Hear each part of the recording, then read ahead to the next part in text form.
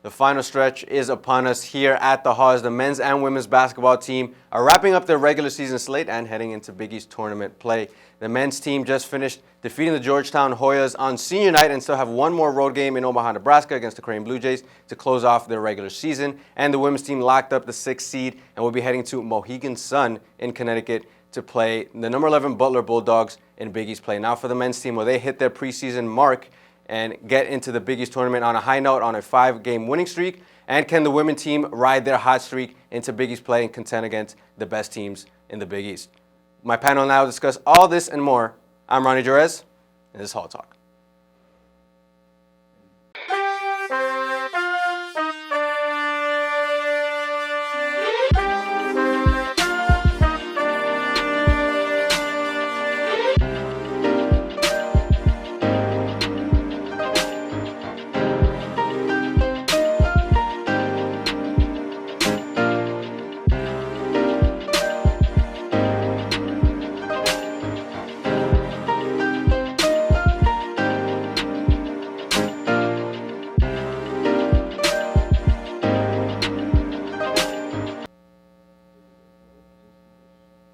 Welcome back to Hall Talk. Once again, I'm Rony Jerez, and I'm now joined by my great panel here. We have Wilnir Louis and Jackson Shank, and before we get into a lot of analysis talk, I got to find out, Wilnir, Jackson, how you guys doing?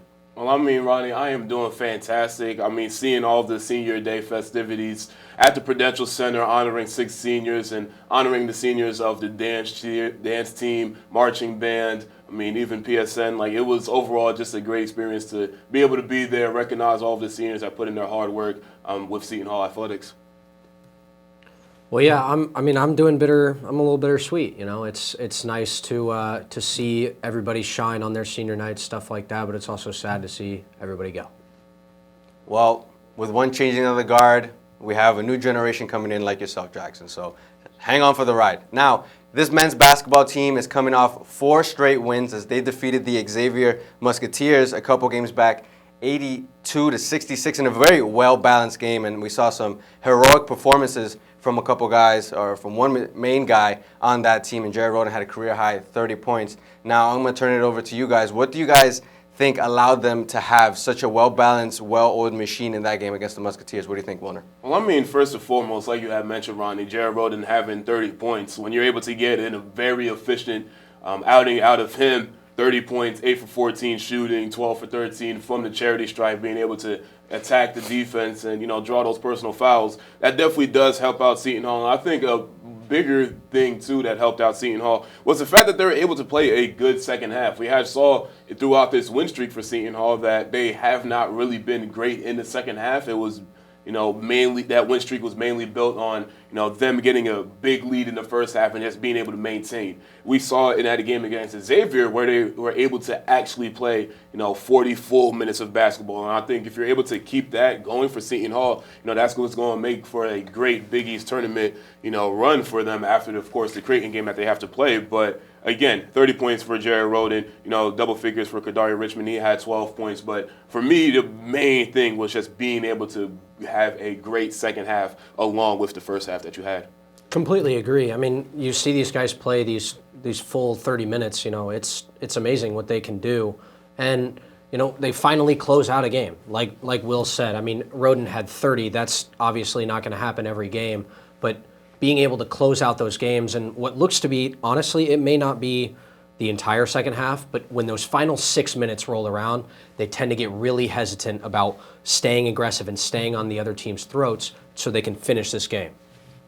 Now, right after that game, we saw Jared Rhoden be named to the Big East Weekly Honor Roll as he was averaging north of 25 points after that 30-point performance, his career high. So he's been riding a hot streak then. And then fast forward to a couple nights ago, the Pirates defeated the Georgetown Hoyas 73-68 in a very close game. And we know that these Georgetown Hoyas have not won a game thus far in Big East play, and the Pirates kind of let them hang around a bit. But they ended up winning the game, and we saw a couple performances from another balanced attack from the offense throughout the board, and the senior showdown as well. As it was senior night, and there was a lot of emotions in the air, the senior ceremonies. But now looking at this game, what did you guys see that kind of allowed the Pirates to still be in that game with Georgetown and let them hang around? What do you think, Jackson? I think really it came down to two things. They had everything going for them, honestly. I think they played a really balanced attack, but their strengths were not there that night. They shot horrifically from behind the perimeter, and they played poor perimeter defense. That's what allowed the Hoyas to stay in this game. And, when they don't knock their shots down, that's what happens. Teams are going to catch up to you. Yeah, I mean, like Jackson had mentioned, just the shooting performances for both squads. I mean, see, for Georgetown, 33% from distance. A lot of those shots coming in the first half when, Seton Hall or Georgetown was able to shoot 5 for 12 from distance. So you had that going, Jackson. So to that point, for the second point in terms of Seton Hall not being able to convert their shots, I mean, they did not hit a three-pointer in that final 20 minutes from halftime, to the close of the game. So for Seton Hall, that's what really just prohibited them from being that good. If you can't hit your shots, if you're not playing a great second half, I had mentioned, the Xavier game, Seton Hall played a tremendous second half. This game, not so much. You're only shooting 33%. You're not making any shots from behind the arc in the second half. Even if the Georgetown Hoyas, who have not won a Big East game this season and look to possibly complete that feat, later on this week, they're going to keep it in. They're going to, find a way to keep this game close. And this was a perfect trap game for Seton Hall with the emotions and everything of that nature. So Georgetown did their best to at least upset and spoil Seton Hall senior night. And we did see a great performance on the other side in the first half by Caden Rice for Georgetown Hoyas. He dropped 17 in the first half and looked like he was going to have a career night, but the Pirates held him to 0 points in the second half and just allowed him to be there. Now, looking at the Pirates in that game against the Hoyas, if you can pick one person who was the main catalyst of that offense, who would you pick, Wilnir? I think easily for me has to be Kadari Richmond. And, Kadari Richmond is a player that, has really been having to step up in his role as a point guard for this team with the absence of Bryce Aiken, which seems more likely like he's not going to be able to be a go for the Seton Hall Pirates for the rest of the season and into the postseason. So, Kadari Richmond has really been thrusted in a role where he had to facilitate the ball a little bit more and had to really, be the offense for Seton Hall. And, he was able to do that. 10 assists, one turnover. Only one turnover that he had was an offensive foul that was, very questionable call. So, for Kadari to come back from the sickness that he had, just last week, to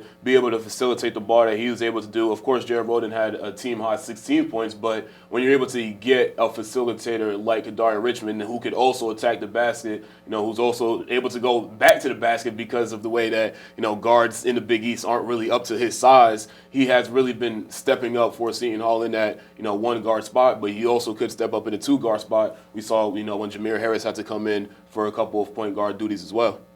Yeah, I mean, I completely agree. He had 12 points, 10 assists, double-double. So if this guy can continue his play and continue to grow as a young leader on this team, he's a sophomore player. If he can continue to do this, I mean, this could be astronomical in how they play in the Big East tournament and going into March Madness. I mean, we saw at least Bryce earlier in the year have those moments when, it's 2 minutes left, the team really needs a bucket, how can I create offense?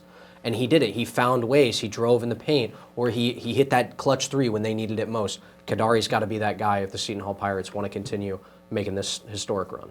And Kadari Richmond, we look at him, and his play can sometimes be flashy. He loves doing spin moves behind their backs and getting oohs and ahs from the crowd. But if you see his demeanor on the court, he's very stoic. He's very quiet to himself, even talking to the media as well. You barely see him crack a smile. He's very business-oriented, and he's really stepped up into a leader role. He was kind of projected for a development year this year, but he's really one of the main guys for this team. And if he plays well, it looks like the Pirates are going to be moving far ahead. Now, last time out against the Hoyas, like I mentioned earlier, was senior night, and I just want to get you guys a sense.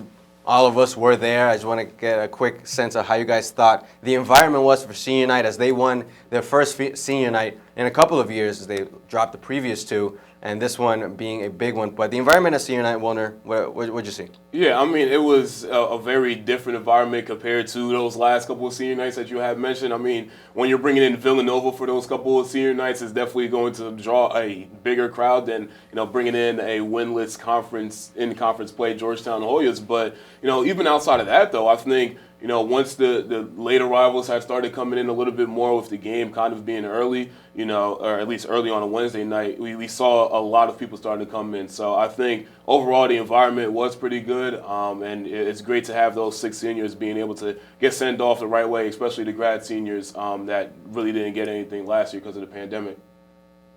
Yeah, I agree with you, Wilnir, and I think too it was nice to see that everybody got a share in the game.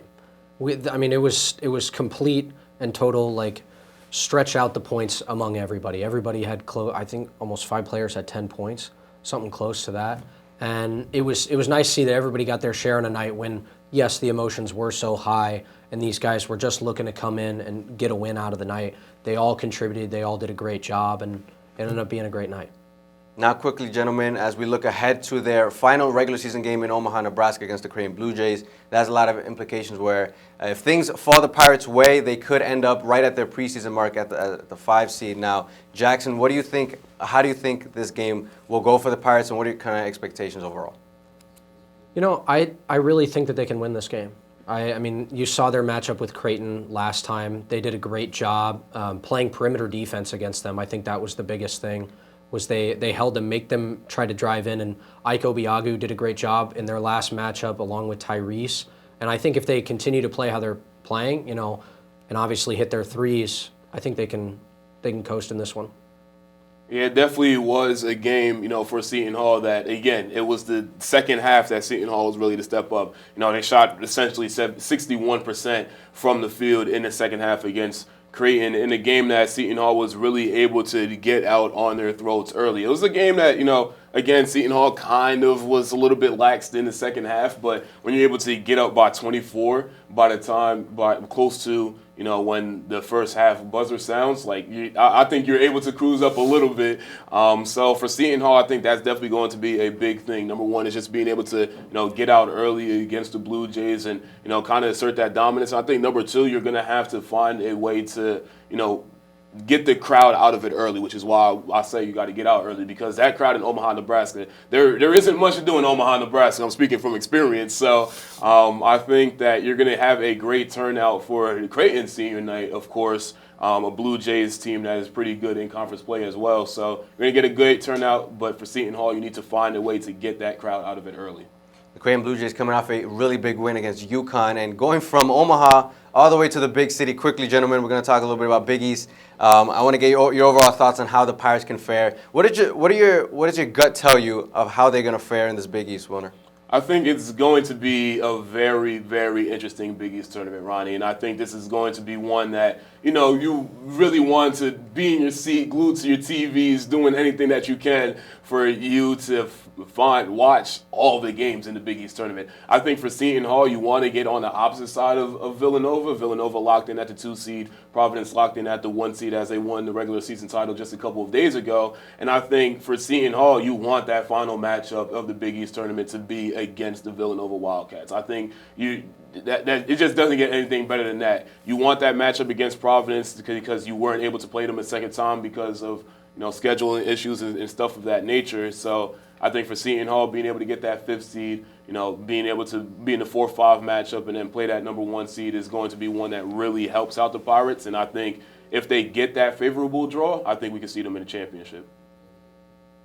I think with how they've played and how these games have turned out in the regular season, they're 6-2 in one-possession games, and they have, 4 other losses by 6 or less, and some of those losses were to Villanova and to Providence. And keep in mind, they were in the middle of a COVID stretch when it happened. So I'm really interested to see these games. I don't know how much different, Villanova is and Providence is compared to the tiers of, the Big East. And Seton Hall right now, they're playing really well. If they can, hit their threes and play a full game, they could be really dangerous. Yes, we'll see the men's team as they're one of the most dangerous teams in the Big East heading to the tournament. But now going into the women's side of things, they are red hot, winning 9 of their last 10 heading into Mohegan Sun in Connecticut as they'll face the number 11 Butler Bulldogs. And they've won 9 of the last 10, gentlemen. And I want to know, Jackson, what clicked in this stretch as their one loss came in double overtime against the Creighton Blue Jays. So what clicked? Honestly, I think they got healthy. They went through a big COVID stretch, having all their players together. And I mean, they have an impact transfer in Sydney Cooks. They have Lauren Park Lane, who's been dishing dimes all season, and Andra Espinoza-Hunter, who is shooting 40% from beyond the arc all season. So, I mean, these girls, they honestly had a do or die moment in this season. They said, all right, we have had it up to here with this, our 9-10 record going through January. Come February, they win 9 of their last 10. They're firing on all cylinders. I think, honestly, to go off that point, Jackson, I think, one, definitely being healthy and definitely being able to get off of that COVID pause, being able to get some practice in, being able to really find your roles is, one of the things that helped out Seton Hall. And I think, honestly, the second thing, too, is that Seton Hall had a very light second half of the schedule. Now, that's not to, discredit anything that this women's team has done. I mean, winning 9 out of 10 is still, a very tough task to do. And a couple of the games that they did win in that span, of course, winning at DePaul, of course, that double overtime loss against Creighton. Like, they were going up against some pretty good teams. So, again, not to discredit anything about that 9 out of 10 game win streak that they're on, but they were on a pretty lighter back half of the schedule. So when you're able to get healthy, number one, when you're able to get that lighter back half of the schedule, number two, that definitely does help out for you to get on a streak. And that streak is going to matter a lot now when you're in the Big East tournament trying to see if you could potentially steal a bid in the NCAA tournament. And I actually had a chance to speak with Coach Tony Bozzella in Chicago, and I asked him what clicked. And he told me, he was like, that the team is just having fun out there. They're having a lot more, they're much looser, they were tight in the beginning, and they are healthier, to your point, Jackson.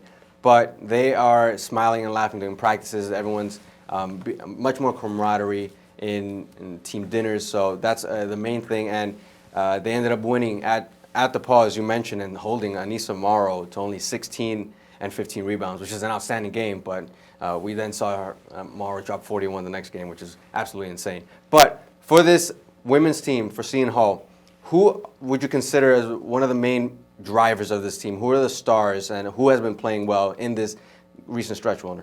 I think there is a lot of players, and probably a lot you would think about the three that made it to the Big East team, postseason awards. But I think, honestly, for me, I think biggest player has been Sydney Cooks.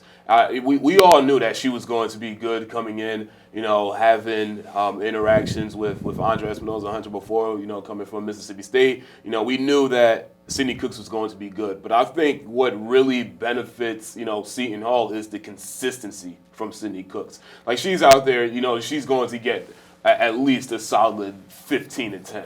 And I think when you're able to get that from a player, knowing that this is going to be consistent on a night in, night out basis, it gives you a little leeway when you might have a couple players that, don't perform as well, to their standards. We saw Andra Espinoza-Hunter have great games, but we also saw her have some pretty poor games as well. But Sydney Cooks, I don't think this season you can really look at her and say that she had a poor performance. Like, everything out of Sydney Cooks, night in and night out, has been dominant. And when you're able to get that dominance in the front court for Seton Hall, and you have a pretty good backcourt as well, it leads to the success that they saw to this back half of the season. Yeah, I completely agree. I mean, I think she was the best addition to the roster this team could have had. She added a whole nother level of their offense. I mean, having a physical center like that in the paint at 6'4" it's just so great to have with shooters like Andra Espinoza-Hunter and Lauren Park Lane. I mean, I think they feed off each other's energy really, really well. And I think, that's really what's been driving this team is that big three, along with the, defensive play from Maya Jackson and, along with the defensive play of Maya Jackson. I think, this team they're really, really dangerous. Going into this Big East tournament, they're looking to spoil some teams. Now into this Big East tournament, they play number 11 Butler, and they have swept the season series against Butler this season. So what needs to happen for them to defeat the Butler Bulldogs in that game, Jackson, and move on to the next round and try to make a deep run? I think it's all about staying poised. Really, Butler is Butler at this point. I mean, they have not had the best season by any means, but it's to go out there and do what they've been doing. I mean, they're 9-1 their last 10 games. They're playing really, really well. I don't think they should take any of that for granted. I think they should continue to be dominant, leave it all out on the floor, and treat this just as if they were playing a team like UConn. And I think that, Jackson, that last point, I think is going to be the biggest one for Seton Hall. It's, like you mentioned, just playing this Butler team like this is a UConn team. Because I think it's very easy for you to go into a 6-11 matchup against a Butler Bulldogs team that hasn't been great. They've only won a handful of games in the conference play. And you look at them and you, like you mentioned, Ronnie, get the season sweep against them, and you're like, you know what, this should be cakewalk. And then Butler comes out, they're hungry, nothing to lose, and they come out dominant. I think for Seton Hall, you just have to be able to still have that fun. You have to be able to still, be poised in the way that you're able to play. Just remember all the things that got you to, this 9 wins in 10 game streak that you're on right now.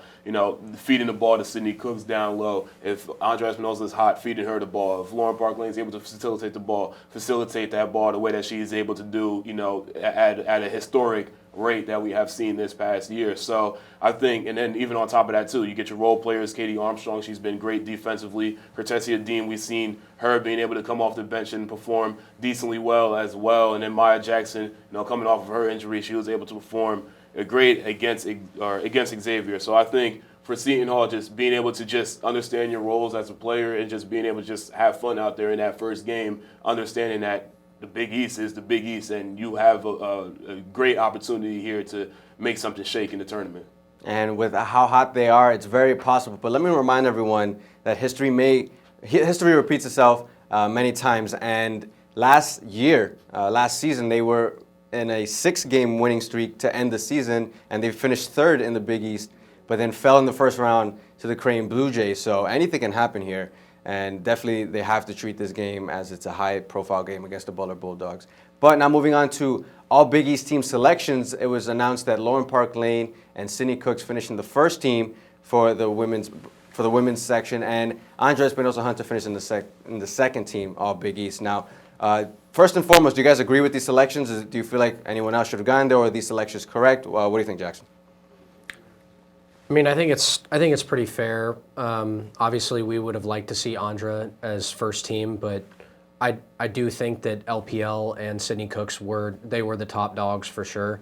But I mean, it makes sense. LPL is having one of the best seasons that a woman has had in a Pirates uniform, and Sydney Cooks, like I said, she's been the best addition to the roster in years. She's shooting 50% from the floor, averaging 15 points per game and 8 rebounds, and just the desperate need for a physical element was that center, and we got her. Yeah, I think you can't really. I think these selections are fair.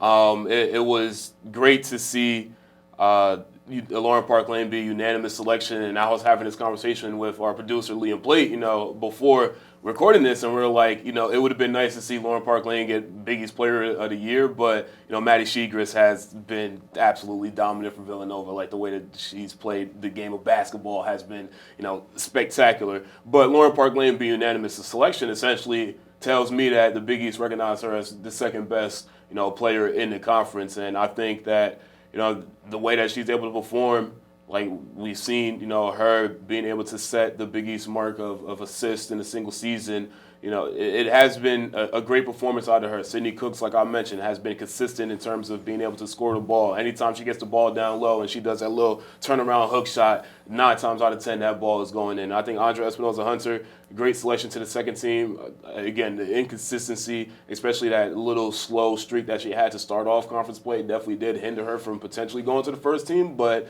still getting recognized by the coaches of the way that she's able to shoot the ball, the way that she's able to score, even rebound as well. So I think that all 3 selections are very deserving. Very deserving indeed. And Andrea Espinosa Hunter, I'm sure she's kicking herself for finishing second team, because we know her. She has a very fiery, competitive attitude, and she was really eyeing that first team spot. And she is one of the best scorers in the Big East, finishing second. It would have been cool to see all 3 of them finish in the first team, but very deserving for those players. In Lauren Park Lane, there's nothing more you can say about her. She's balled out the entire season, setting the assist record for the Pirates and setting the Big East record in one game tying the Big East record in one game with 18 assists. And she's absolutely on fire. So it's going to be very fun to see these 3 in Big East play in the tournament. Now, who is your favorite player to watch this season, Wilnir? Ooh, favorite player to watch. I feel like I'm speaking a lot about City Cooks, but honestly, again, like I have a thing for like players that are able to kind of like they don't have flash in their game. They don't really have any style. They're just able to really get down, to get gritty, and do what's needed for a team. And I think on the men's side, like Alexis Yetna, he's been able to be great. I think Sydney Cooks is almost the exact equivalent to Alexis Yetna. The way that she's able to, not flashy in the way that she's able to perform, but she's able to perform, and she is dominant. So I think my favorite player to watch has to be Sydney Cooks. For me, it's got to be Lauren Park Lane, just because I think doing what she's doing at the size that she is, at 5'3", I think that's incredible. Like she's so much smaller than every other girl on the floor, and she dominates. Like the ball handling has been incredible. She finds her teammates whenever she can. She's very unselfish, which is, I mean, it's just been remarkable to see her throughout the season. And when it matters most, she's got a little step back 3 move where she makes it rain, and it's amazing to watch. Honestly, Jackson, I'm going to have to agree with you. One of my favorite moments of the season was watching Lauren Park Lane hit a step-back 3 at the buzzer at the half to get her 1,000th point. I mean, what a fitting way for her and her play style to reach that milestone and do it only in just under 3 seasons, as she's just a junior. So Lauren Park Lane has been spectacular the entire year. And props to Andres Espinosa-Hunter as well and the rest of the team. They have had a fun season, and they will be looking to continue and go a deep run in Big East tournament play. But that will do it for us here at Hall Talk. And by the next time you see the next Hall Talk, Big East tournament will be over and March Madness will be into the thick of it. So hang on to your hats, everyone. It's going to be a fun ride in college basketball. Before Wilnir Louis, for Jackson, Shank, and the rest of the crew here at PTV, I'm Rony Jerez. Make sure to tune in next time.